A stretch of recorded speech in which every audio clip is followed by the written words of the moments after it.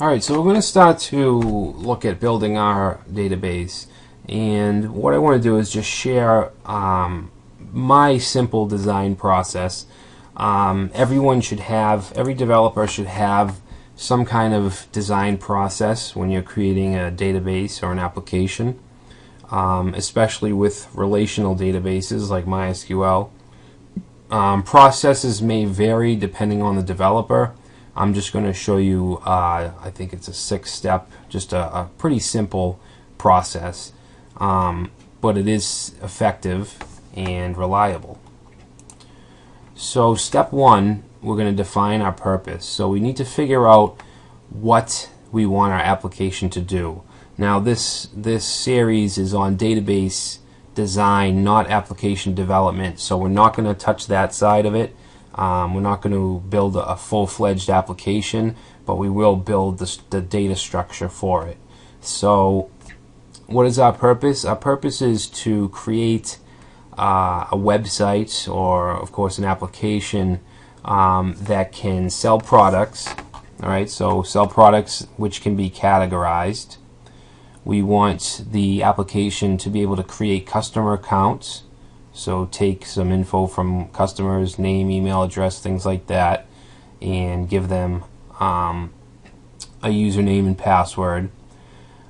We want the customers to be able to create reviews for products, and we also want to provide a basic content management system for static pages. So if we want to have an about us page, something like that, we want to just have a pages table and maybe a pages categories table.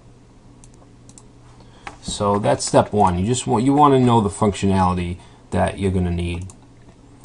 Step 2, we want to determine our tables, and we can go right from step 1 to 2 because we know that we want products on our site and our application, and we want them to be categorized. So immediately that gives us a products table and a products categories table.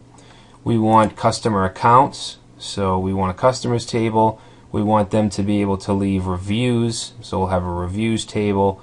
And for our simple content management system, we'll have page categories and pages. Alright, so these will be the tables that we create, and we need to create the relationships as well. Step 3 is going to determine our fields. So if we look at our tables, we need to figure out what information from this table are we going to need, are we going to use, are we going to store. And as an example, we have a products table. Okay, so the products table will definitely have an ID, needs a primary key, a name, a description, a price, a category, and an image. Okay, so we can also add more along the way. This step also includes choosing the data types, and we had a section where we went over data types. ID would be an int, for instance. Name would be a varchar. Description, text. Price would most likely be a varchar. Category and image would also be a varchar. And we're going to map out our entire database in the next section, I believe. So step 4, you want to determine your relationships. Okay, so in this step we need to take a look at our table data and figure out which tables can relate to another.